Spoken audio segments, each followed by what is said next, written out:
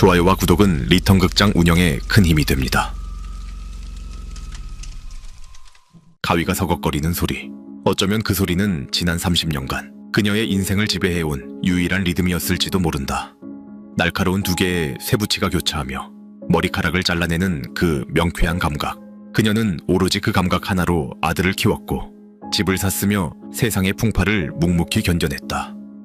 사실 홀로 아이를 키운다는 것은 매일이 보이지 않는 전쟁과도 같았기에 그녀의 손에 들린 가위는 단순한 도구가 아닌 세상을 향해 휘두르는 그녀만의 무기이자 방패였던 셈이다. 그렇게 오랜 시간이 흘러 어느덧 60이 된 그녀의 얼굴엔 깊은 주름이 패였고 검었던 머리칼 사이로 흰 눈이 내리기 시작했다. 아들은 번듯하게 자라 가정을 꾸렸고 더 이상 어미의 가위질에 의존하지 않아도 될 만큼 훌륭하게 성장했다. 하지만 자식이 떠난 빈자리를 채운 것은 자유가 아니라 통증이었다.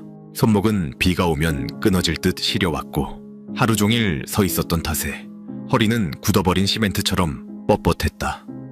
특히 약품 냄새를 맡으면 머리가 지끈거리는 증상은 날이 갈수록 심해졌다. 결국 그녀는 결단을 내렸다. 평생을 바쳐온 미용실을 접기로 한 것이다. 폐업을 결심한 날, 그녀는 가게의 셔터를 내리며 텅 빈 의자를 오랫동안 응시했다.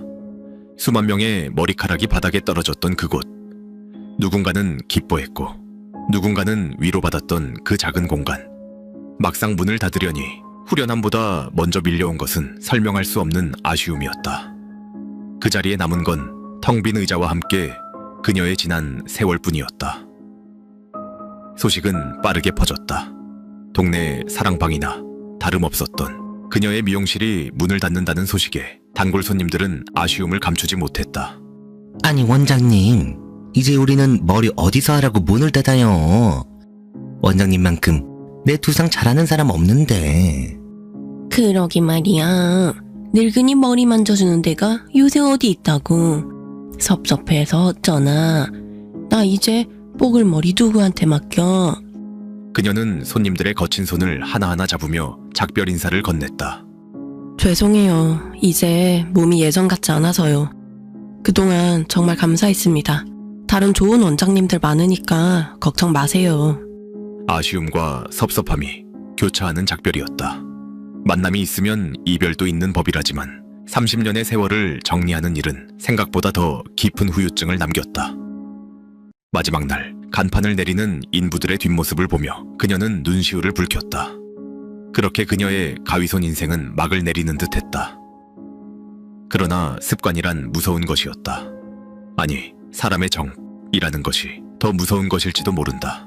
미용실 문을 닫고 집에서 쉬기 시작한 지 얼마 지나지 않아 그녀의 휴대폰은 쉬지 않고 울려대기 시작했다. 대부분은 10년, 20년지기 단골들이었다. 다른 미용실에 갔더니 머리를 다 망쳐놨다느니, 원장님 손길이 그립다느니 하는 하소연들이었다. 처음에는 정중히 거절했다. 이제는 장비도 없고 집에서 머리를 해주는 건 불법이라며 손사래를 쳤다. 하지만 끈질긴 부탁과 무엇보다 그녀 자신도 가위를 놓은 손이 심심하여 견딜 수가 없었다. 텔레비전 소리만 들리는 적막한 집안의 공기가 그녀를 더욱 쓸쓸하게 만들었기 때문이다. 결국 그녀는 타협점을 찾았다. 정말 친한 몇몇 지인들, 자신의 집으로 초대해도 될 만큼 신원이 확실하고 오래된 여자 단골들만 아름아름 집으로 불러 머리를 손질해주기로 한 것이다. 거실 한켠에 신문지를 넓게 깔고 낡은 식탁 의자 하나를 두고 하는 소박한 시술이었다. 돈을 받기보다는 그들이 사오는 과일이나 반찬거리로 품삯을 대신하곤 했다.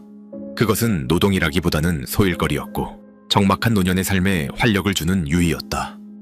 그렇게 몇 달이 흘렀다. 그날은 계절이 바뀌어 찬바람이 불기 시작할 무렵이었다. 그날은 유난히 날씨가 굳었다. 하늘은 금방이라도 잿빛 눈물을 쏟을 듯 낮게 내려앉아 있었고 으슬으슬한 한기가 옷깃을 파고들었다.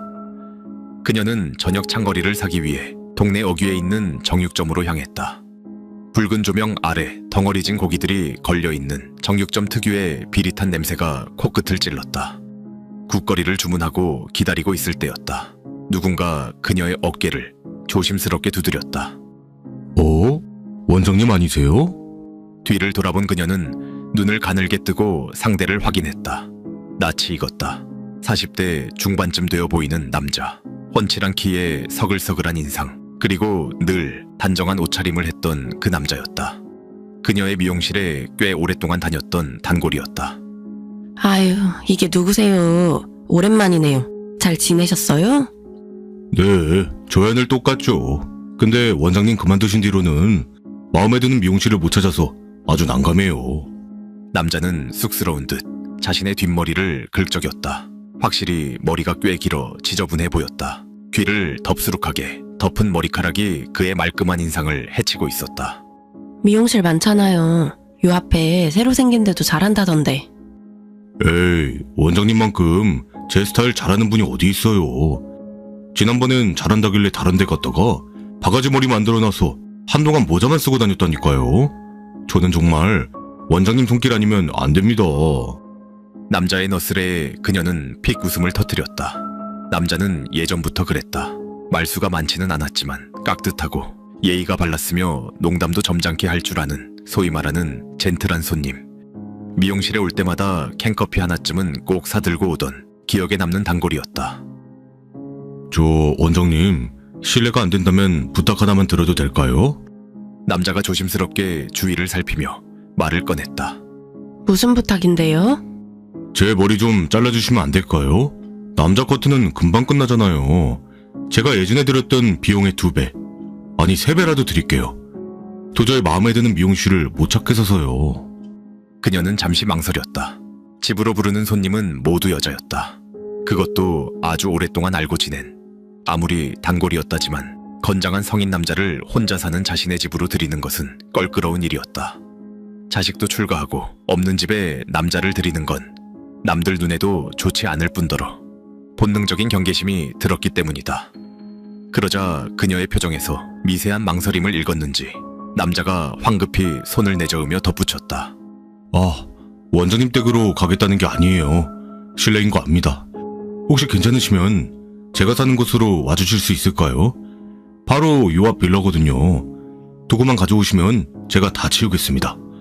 정말 딱 20분이면 되잖아요.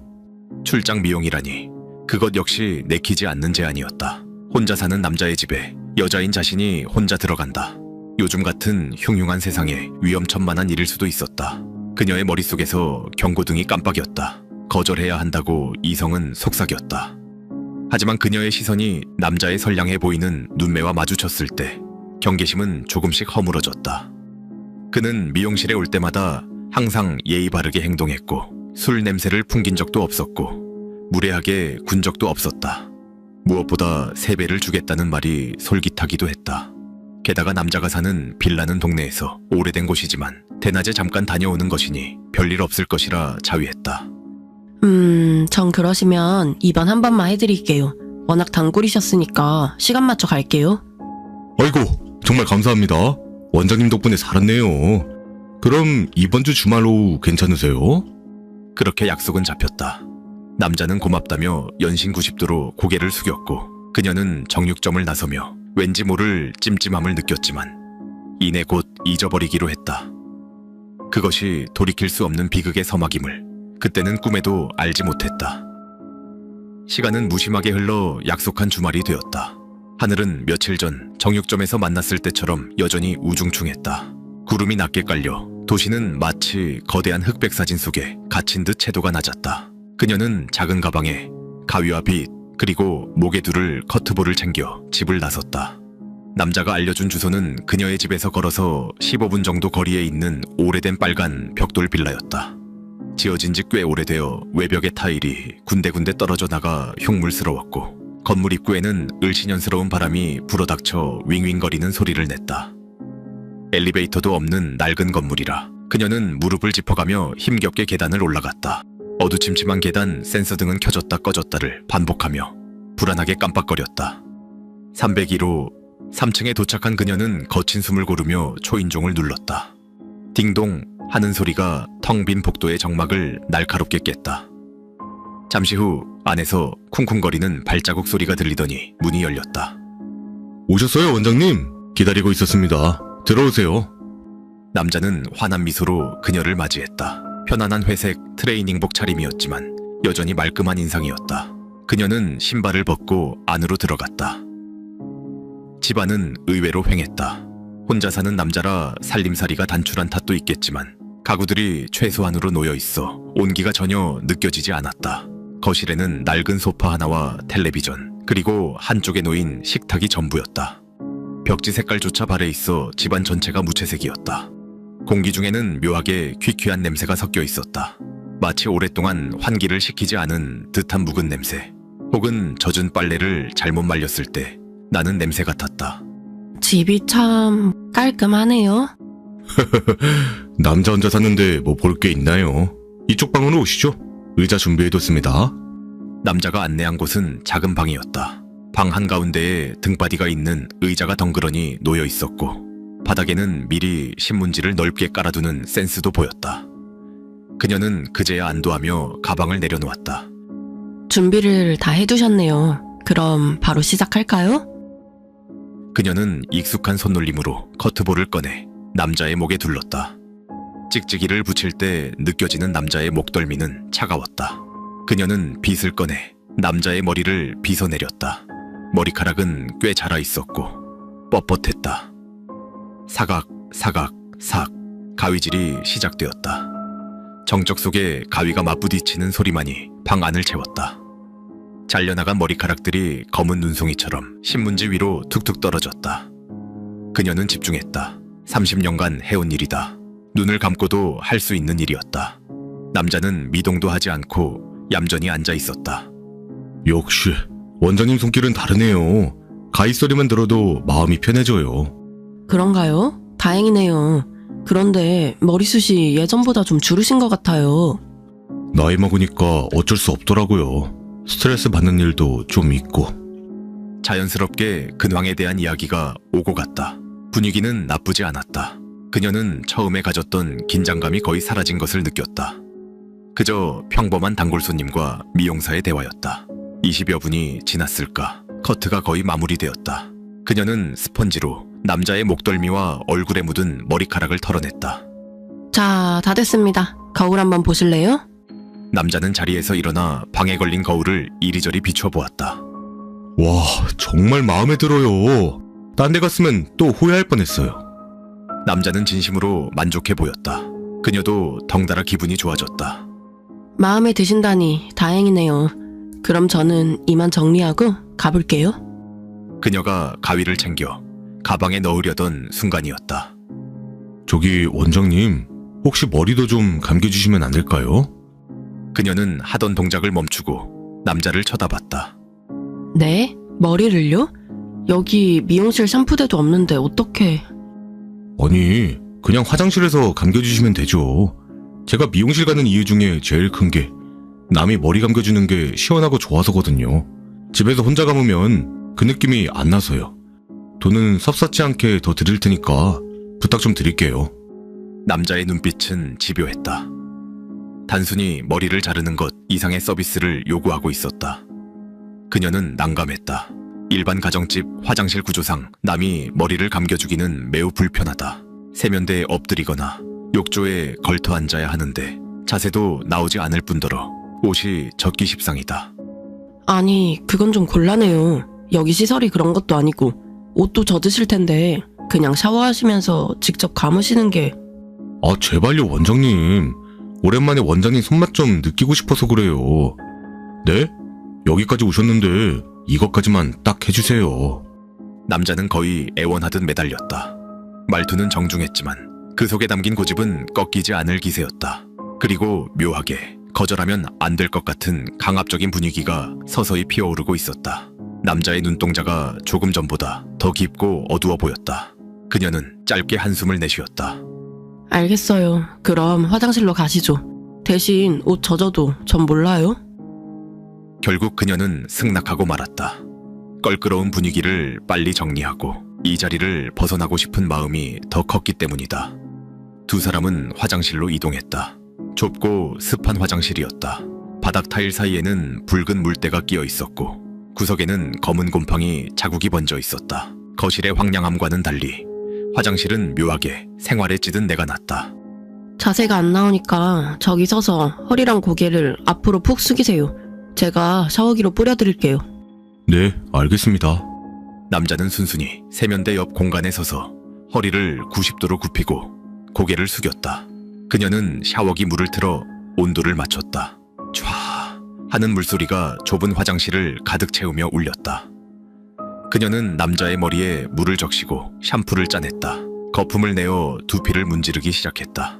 그녀의 손가락 끝에 남자의 두피 열기가 전해졌다. 남자는 기분 좋은 듯 낮은 신음소리를 냈다. 역시 시원하네요. 원장님 손은 약손이야. 그 소리가 왠지 모르게 소름 끼치게 들렸다. 좁은 공간, 낯선 남자. 그리고 무방비하게 드러난 남자의 뒷목. 그녀는 빨리 이 과정을 끝내고 싶어 손놀림을 빠르게 했다. 다 됐어요. 이제 일어나셔도 돼요. 그녀는 젖은 손을 털며 도망치듯 먼저 화장실 문을 열고 나갔다. 좁고 폐쇄된 공간에서 남자와 단둘이 있는 것이 숨막혔기 때문이다. 저는 밖에서 짐 챙기고 있을게요. 그녀는 거실로 나와 가쁜 숨을 몰아쉬었다. 심장이 이유 없이 쿵쿵거렸다. 빨리 이곳을 벗어나야 한다는 본능적인 경고가 머릿속을 울렸다. 그때였다. 화장실 문이 열리며 남자가 뒤따라 나왔다. 머리에는 수건을 뒤집어 쓴 채였다. 아휴, 개운하다. 남자가 거실로 걸어 나오던 그 짧은 순간 그녀의 시선이 무심코 남자의 다리 쪽으로 향했다. 화장실 뒷정리를 하다 보니 바지가 젖을까봐 그랬는지 남자는 회색 트레이닝복, 바지 밑단을 무릎 아래까지 둘둘 말아 올린 상태였다. 그리고 드러난 그의 왼쪽 발목, 창백한 피부 위에 칠흑같이 어두운 무언가가 감겨 있었다. 투박하고 두꺼운 검은색 플라스틱 덩어리, 그리고 그 중앙에서 희미하게 하지만 확실하게 깜빡거리는 초록색 LED 불빛. 깜빡. 그녀의 눈동자가 지진이 난 듯 흔들렸다. 숨이 턱 막혔다. 뉴스나 신문에서만 보았던 그것, 강력 범죄자, 그것도 재범 위험이 매우 높은 성범죄자나 살인자에게 채워진다는 그것, 전자발찌였다. 그녀의 머릿속이 새하얗게 변했다. 젠틀하다고 믿었던, 매너 좋고 예의 바르다고 생각했던 단골 손님의 발목에 전자발찌가 채워져 있었다. 그가 저지른 범죄가 무엇인지, 과거에 무슨 짓을 했는지 상상조차 하고 싶지 않았다. 단지 지금 이 순간 밀폐된 빌라 3층에 자신과 그 남자 단둘이 있다는 사실만이 거대한 공포가 되어 그녀를 덮쳤다. 그 찰나의 순간 미용실에서 보았던 그의 웃음 뒤에 숨겨진 진짜 얼굴이 무엇인지 깨닫게 된 것이다. 그런데 그 순간 그녀의 시선이 발목에 멈춘 것을 알아챘는지 남자의 발걸음이 뚝 멈췄다. 정적이 흘렀다. 샤워기에서 떨어지는 물방울 소리조차 들리지 않는 완벽한 고요. 시간마저 얼어붙은 듯했다. 남자가 천천히 시선을 내려 자신의 발목을 보았다. 그리고 다시 고개를 들어 그녀를 보았다. 남자의 눈빛이 변했다. 아까의 선량하고 서글서글하던 눈빛은 온데간데 없고 당혹감과 함께 짐승 같은 번뜩임이 스쳐 지나갔다. 동공이 흔들리더니 이내 살기로 번뜩였다. 아, 이거. 남자는 황급히 허둥지둥 바짓단을 내렸다. 검은 물체는 다시 바지 속으로 사라졌지만 그녀의 망막에는 이미 그 잔상이 선명하게 화인처럼 찍혀 있었다. 그녀는 본능적으로 뒷걸음질 쳤다. 입이 떨어지지 않았다. 공포로 굳어버린 성대가 비명조차 허락하지 않았다. 남자가 두 손을 앞으로 내밀며 그녀에게 다가왔다. 원장님, 저기 잠깐만요. 오해하지 마시고 제발 좀 들어보세요. 이게 그런 게 아니라. 남자의 목소리가 떨리고 있었다. 그것이 변명을 하려는 것인지 아니면 들켰다는 사실에 흥분한 것인지 알 수 없었다. 하지만 그녀는 직감했다. 들어서는 안 된다. 여기서 저 남자의 말에 귀를 기울이는 순간 다시는 이 문 밖으로 나갈 수 없을지도 모른다. 저 손에 잡히면 끝이다. 그녀는 뒤로 물러나며 현관문의 도어록을 향해 손을 뻗었다. 손이 덜덜 떨려 도어록 버튼이 잘 눌리지 않았다. 아니, 진짜 별거 아니라니까요. 잠깐 이야기 좀 하자니까 왜 그러세요? 남자의 목소리 톤이 높아졌다. 다가오는 속도가 빨라졌다. 그는 점점 그녀를 코너로 몰아넣고 있었다. 조금 전까지의 부드러움은 온데간데 없고 억눌려 있던 폭력성이 고개를 들고 있었다. 오지 마세요. 가까이 오지 마. 그녀는 쥐어짜듯 소리를 질렀다. 그리고 현관문 손잡이를 잡았다. 하지만 당황한 탓에 문이 잘 열리지 않았다. 남자는 이미 코앞까지 다가와 있었다. 그 순간 생존 본능이 폭발했다. 그녀는 있는 힘껏 남자의 가슴팍을 두 손으로 밀쳤다. 비켜요. 예상치 못한 반격에 남자는 억 소리를 내며 뒤로 휘청거렸다. 좁은 현관 입구에서 남자가 중심을 잃은 틈을 타 그녀는 현관문을 벌컥 열어젖혔다. 차가운 복도의 바람이 확 들이닥쳤다. 그녀는 신발을 신을 새도 없이 맨발에 구겨 신은 신발을 질질 끌며 밖으로 뛰쳐나갔다. 야, 내 말 좀 들으라고! 뒤에서 남자의 고함이 터져나왔다. 이제는 젠틀함 따위는 없었다. 악에 바친 맹수의 포효였다. 그녀는 뒤도 돌아보지 않고 달렸다. 계단을 향해 몸을 던졌다. 심장이 터질 것 같았다. 쿵, 쿵, 쿵. 계단을 내려가는 발소리가 좁고 울리는 복도를 가득 채웠다. 잠깐만 서보라니까! 남자가 쫓아오고 있었다. 맨발로 차가운 시멘트 바닥을 뛰어오는 소리가 바로 등 뒤에서 들렸다. 타타탁, 타타탁. 그 소리는 마치 죽음의 사자가 쫓아오는 발소리 같았다. 그녀는 공포에 질려 발을 헛디딜 뻔하며 계단을 내려갔다. 한층을 내려갈 때마다 숨이 턱 끝까지 차올랐다. 그녀는 60살이었다. 평생을 서서 일하느라 관절은 닳아 있었고 체력은 바닥이었다. 건장한 남자를 따돌리기에는 역부족이었다. 결국 2층과 1층 사이의 계단참에서 그녀는 덜미를 잡히고 말았다. 이 여자가 진짜... 거칠고 악력 센 손이 그녀의 옷 뒷덜미를 낚아챘다. 그 힘에 의해 그녀의 몸이 뒤로 확 젖혀졌다. 살려주세요. 사람 살려. 그녀는 비명을 질렀다. 그러자 남자가 당황했는지 그녀를 계단 밑으로 거칠게 밀었다. 누군가 들을지도 모른다는 공포, 자신의 비밀이 탄로 날지도 모른다는 두려움이 남자를 집어삼킨 것이다. 남자는 그녀의 입을 막는 대신 두 손을 뻗어 그녀의 등을 계단 아래쪽을 향해 있는 힘껏 거칠게 밀어버렸다. 명백한 고의였다. 그녀의 몸이 속절없이 앞으로 쏠렸다. 발이 허공을 갈랐다. 세상은 슬로모션처럼 돌아갔다. 남자의 일그러진 얼굴, 어두침침한 계단 천장, 그리고 끝없이 이어질 것 같은 계단 난간. 모든 것이 뒤집혔다. 그녀의 몸이 계단 아래로 굴러떨어졌다. 둔탁한 타격음이 연이어 들렸다. 쿵, 쾅, 우당탕. 뼈가 부딪히고 살이 찢어지는 소리가 좁은 계단 통로를 울렸다. 그녀의 몸은 인형처럼 힘없이 튕겨져 나갔다. 머리에서 뜨거운 액체가 흘러내려 눈을 가렸다. 그녀는 흐릿해지는 의식 속에서 남자를 올려다보았다. 남자는 계단 위에서 씩씩거리며 내려다보고 있었다. 남자의 표정은 걱정이 아니라 분노와 짜증으로 일그러져 있었다. 그러게 내 말 좀 들어보라고 했잖아. 왜 도망을 가서 상황을 이렇게 만들어? 아, 진짜 재수없게. 남자는 소리를 지르며 머리를 감싸쥐었다. 남자는 넘어진 그녀를 걱정하는 것이 아니었다. 자신의 범죄 사실이 자신의 전자발찌가 들통날까봐, 그리고 이 상황이 자신에게 불리하게 돌아갈까봐 전전긍긍하고 있을 뿐이었다. 남자는 마치 귀찮은 쓰레기를 보는 듯한 눈빛으로 피 흘리는 그녀를 내려다보았다. 그런데 다행히도 소란스러운 소리에 빌라 주민들이 하나둘 현관문을 열고 나왔다. 어머, 사람이 쓰러졌어. 피바, 빨리 119 불러요. 사람들이 웅성거리며 몰려들기 시작했다. 남자는 사람들이 나오자 순식간에 표정을 바꾸었다. 방금 전까지의 악귀 같은 얼굴은 사라지고 겁에 질린 듯한 너무나도 안타까워하는 표정으로 연기를 시작했다. 아이고, 원장님, 정신 차리세요. 119 좀 빨리 불러주세요. 계단에서 발을 헛디디셨어요. 남자의 가증스러운 목소리가 귓가에 웅웅거렸다. 그녀는 저 남자가 거짓말을 하고 있다고 소리치고 싶었다. 하지만 입술이 움직이지 않았다. 목소리가 나오지 않았다. 머리를 너무 세게 부딪힌 탓일까? 의식은 점점 늪으로 빠져들고 있었다. 곧이어 요란한 사이렌 소리가 들려왔다.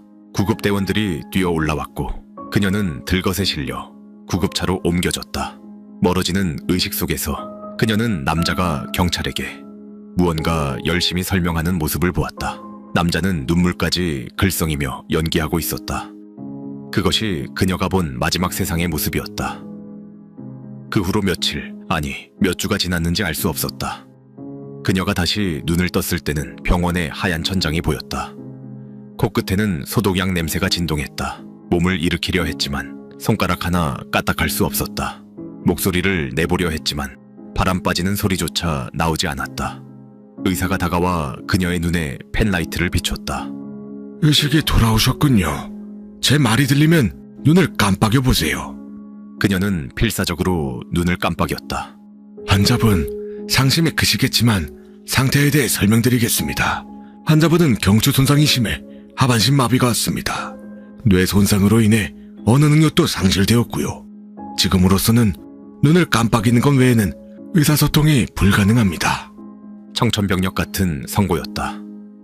말을 할 수도 몸을 움직일 수도 없는 상태. 그녀는 비명을 지르고 싶었지만 그 비명조차 몸 안에 갇혀버렸다. 눈물만이 주르륵 흘러내려 귓바퀴를 적셨다. 얼마 후 경찰이 병실을 찾아왔다. 사건 조사를 위해서였다. 하지만 그녀는 진술할 수 없었다. 환자분 상태가 이랬어야 일단 함께 있었던 남성분의 진술을 토대로 사건을 종결해야 할 것 같습니다. 경찰은 수첩을 꺼내며 옆에 있던 동료에게 말했다. 그래야지 뭐. 다행히 그 남자 진술이 아주 구체적이야.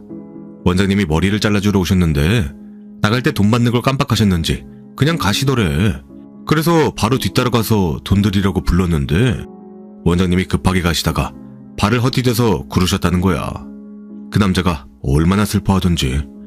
병원비도 자기가 좀 보태겠다고 하더라고.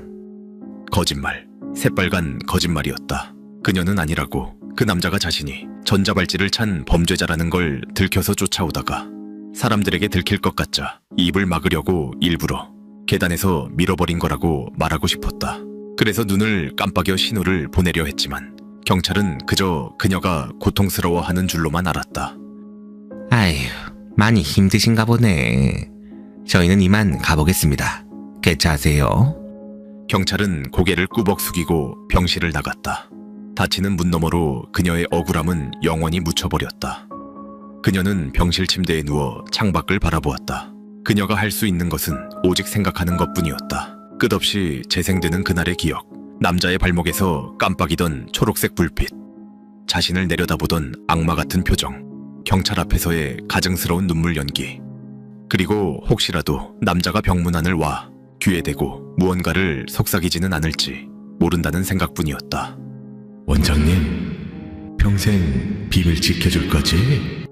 30년 동안 가위를 잡았던 손은 이제 영원히 움직일 수 없게 되었다. 그녀는 살아있으나 죽은 것이나 다름없었다. 그러나 그녀를 가둔 것은 마비된 육신이 아니라 세상 밖으로 나가지 못한 진실이었다. 그때 어디선가 환청처럼 가위 소리가 들려왔다. 사각, 사각, 삭.